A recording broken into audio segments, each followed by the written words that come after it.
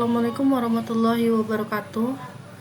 Di sini aku dari perwakilan kelompok kami, yaitu bakal mempresentasikan dari proyek ujian akhir semester Statistika Terapan 2025.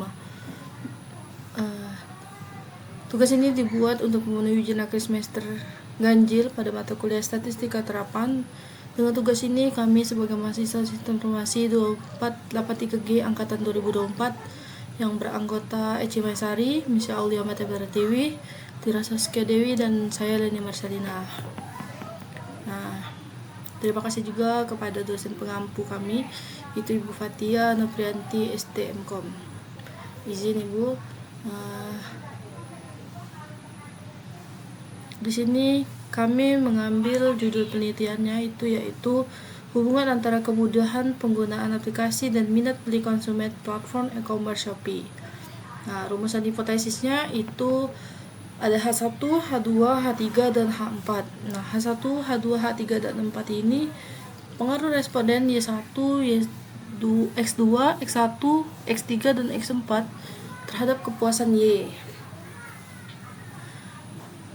Yang ketiga itu ada instrumen penelitian atau kuesioner Google Formulir. Kita buka dulu Google Formulirnya.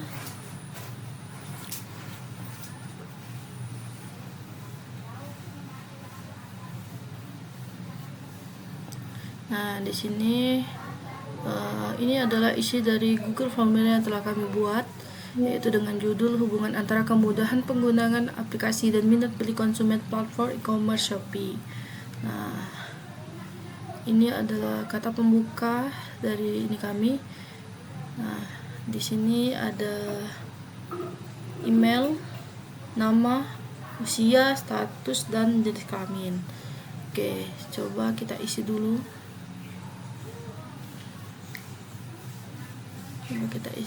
Itu pakai nama aku. Tuh mulai dari email, isi email terlebih dahulu.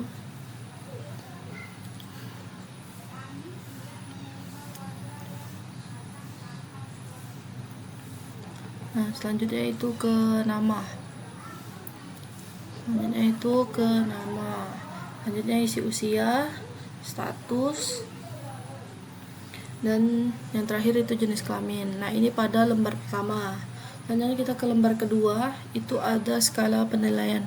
Skala penilaian itu responden akan memilih salah satu pernyataan yang telah kami sediakan, yaitu nomor 1 sangat tidak setuju, nomor 2 tidak setuju, nomor 3 netral, 4 setuju, dan 5 sangat setuju. Pertanyaan yang pertama itu, saya merasa mudah untuk mengoperasikan aplikasi Shopee saat pertama kali menggunakannya. Yang kedua itu, aplikasi Shopee memberikan pengalaman yang lancar dan tidak membingungkan saat saya berbelanja. Dan nomor 3 itu, kemudahan menggunakan aplikasi Shopee membuat saya semakin tertarik untuk membeli produk di atas. Dan yang terakhir itu, jika aplikasi Shopee ini sulit digunakan, minat saya untuk melakukan pembelian akan menurun. Pertanyaan pertama itu untuk X1, pertanyaan kedua itu untuk X2, pertanyaan ketiga untuk X3, dan pertanyaan keempat atau terakhir itu untuk Y. Lanjut kita ke variabel X1. Di sini kami udah merangkum ke variabel X1, 2, 3, Y itu ke Excel. Selanjutnya itu ada variabel entret atau remove. Variabel entret remove ini kita gunakan aplikasi SPSS untuk menghitung dari hasil yang sudah kita dapatkan tadi. Teman-teman yang sebelumnya belum ada aplikasi, jika mau menggunakan SPSS boleh di-download terlebih dahulu. Untuk variabel entret atau remove itu didapatkan dari aplikasi SPSS. Coba kita buka terlebih dahulu. Yang pertama kita ke data view, itu masuk ke analisis. Terus ke regression, lanjut ke linear.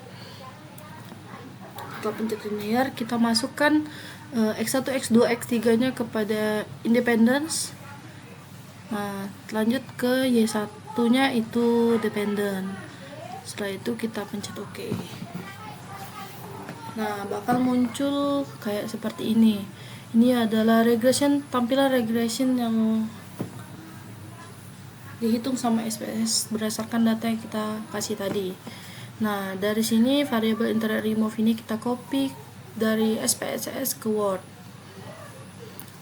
Nah, sekarang kita lanjut ke UJT. Nah, UJT ini jika nilai signifikan lebih besar 0,05 atau T hitung lebih kecil T tabel, maka terhadap pengaruh variabel X terhadap variabel Y. Jika nilai signifikan lebih besar 0,05 atau T hitung lebih kecil T tabel, maka terhadap pengaruh variabel X terhadap variabel T. Nah, rumusnya T tabel sama dengan T buka kurung alpha dibagi 2 dibagi N kurang K dikurang 1. Nah, di sini alpha dibagi 2 itu sama dengan 0,025, sedangkan N itu 103, K itu 3, dan selanjutnya itu 1. Jadi hasilnya itu T sama dengan 0,025 dibagi 99, yaitu kita dapatkan pada tabel T, yaitu nomor 99 pada 0,025, yaitu hasilnya 1,984.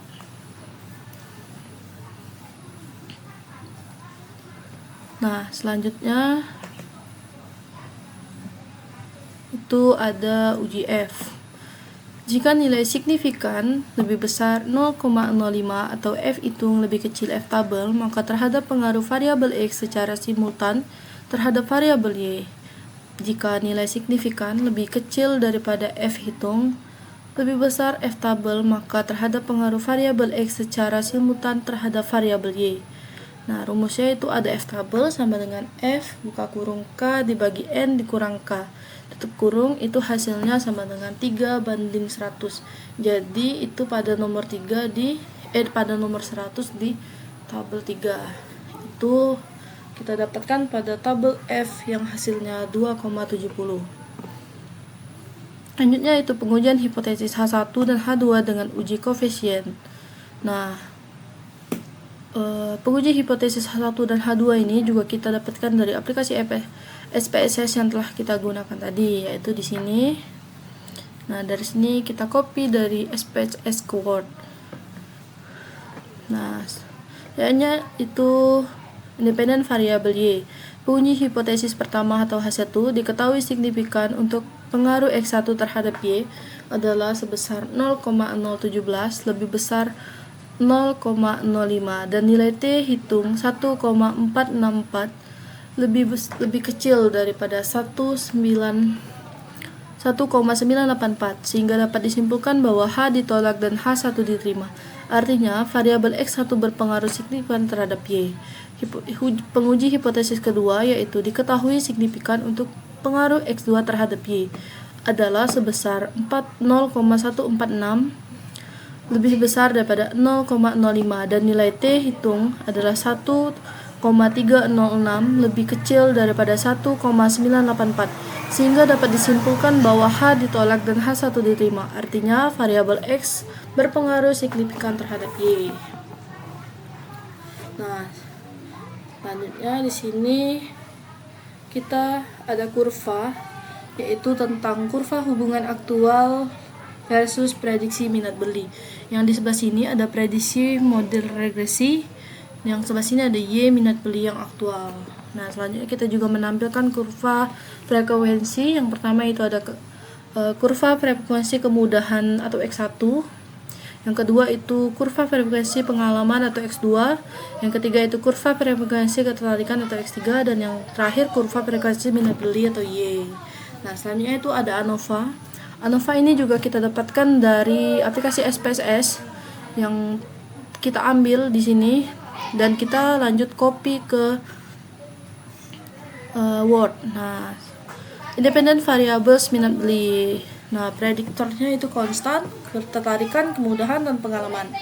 Jadi penguji hipotesis ketiga atau H3 berdasarkan output di atas diketahui nilai signifikan untuk pengaruh X3 atau ketertarikan terhadap Y1 atau minat beli adalah sebesar 0,000 lebih kecil dari 0,05 dan nilai F hitung sebesar 2,70 sehingga dapat disimpulkan bahwa H3 diterima, yang berarti terhadap pengaruh yang signifikan antara ketertarikan atau X3 terhadap minat beli atau Y1.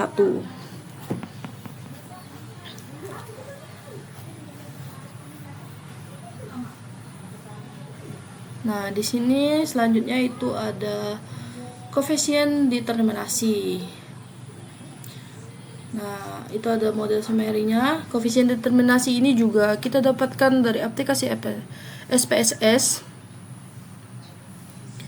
Ya, aplikasi SPSS yang kita copy dari aplikasi SPSS ke Word. Nah, dari sini di copy ke Word. Nah, itu prediktornya itu konstan, ketertarikan, kemudahan, dan pengalaman. Berdasarkan output di atas diketahui nilai R square tersebar 0,146. Hal ini mengandung arti bahwa pengaruh variabel X1 dan X2 secara simultan variabel Y adalah 9,9%. Koefisien determinasi R-nya sama dengan 0,146. Nah, berdasarkan output di atas diketahui bahwa nilai R square sebesar 0,146. Hal ini mengandung arti bahwa 14,6% variasi dari variabel dependen atau Y1 minat beli dapat dijelaskan oleh variabel independen kemudahan atau X1, pengalaman X2, ketertarikan X3 secara simultan, sedangkan sisanya sebesar 85,4% dijelaskan oleh faktor-faktor lain di luar model penelitian ini. Nah, lanjutnya itu yang terakhir persamaan regresi linear berganda, itu ada Y sama dengan itu Y sama dengan, kita lihat di tabel atas, itu konstannya itu sama dengan Y, yaitu 1,360. Nah, selanjutnya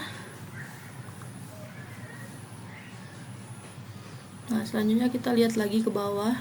Itu ada X1 kemudahan, yaitu 266. Nah, selanjutnya itu ada, kita lihat di bawah lagi, itu ada X2 pengalaman, yaitu kita samakan dengan tabel di atas, yaitu 252.